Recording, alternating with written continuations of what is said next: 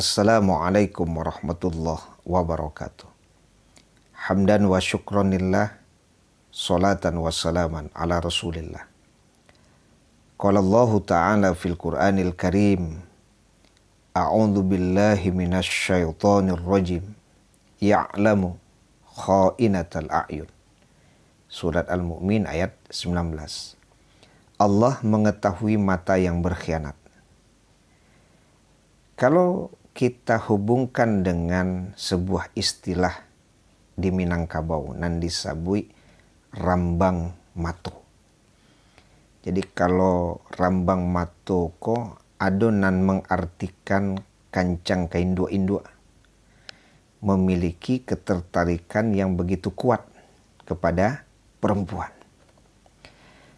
Kalau dimaknai ketertarikan kepada perempuan itu merupakan fitrah manusia, tentu tidak salah. Karena di dalam surat Ali Imran ayat 14, Allah berfirman, Zuyyina linnas hubbus syahwat minan nisa.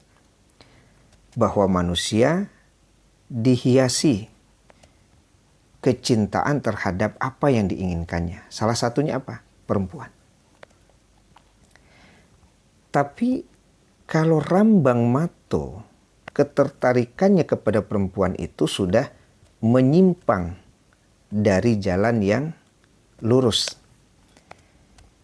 Karena rambang mato yang diartikan kancang keindu-indu, itu biasanya ketertarikannya kepada perempuan itu sudah ada unsur syahwat, ada unsur birahi.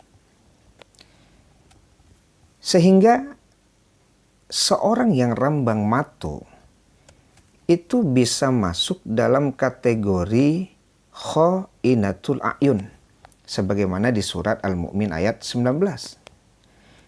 Pendapat ulama, kha'inatul a'yun itu melihat perempuan dengan syahwat, dengan birahi. Pantang tacela bagi seorang rambang mato kalau ada padusi. Apalagi padusi itu rancak lo tuh. Itu tidak mungkin bisanya melewatkan kesempatan itu. Sehingga orang-orang dan rambang mato itu sering berkhianat dengan matanya.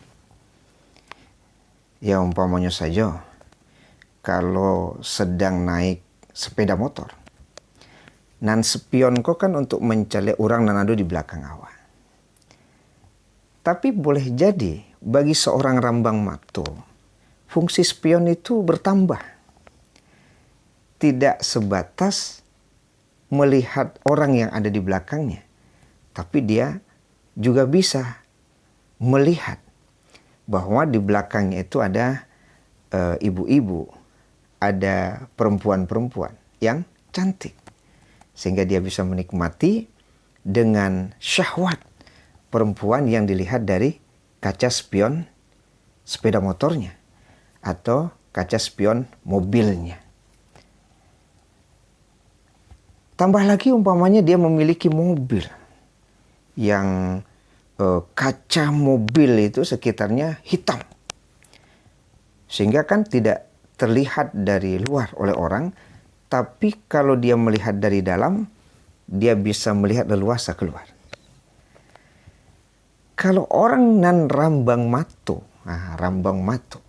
kancang keindu-indu, kemudian dia berkhianat dengan pandangannya, maka dia bisa leluasa melihat perempuan-perempuan yang kemudian bisa dilihat dari dalam mobilnya tanpa sepengetahuan orang-orang yang dilihat oleh dia. Kenapa? Karena mobilnya kacanya hitam. Rambang mato. Bagi orang yang memang tidak mampu mengendalikan pandangan, sehingga akhirnya dia bermaksiat kepada Allah Subhanahu wa Ta'ala dengan sebab matanya yang berkhianat. Coba bayangkan, kalau seandainya para istri memiliki suami nan rambang mato. Kok dake orang rumah ndak tangguang tuh dah. Nyo jago pandangan. Kalau didake kawan-kawannya, nyo jago lo pandangan.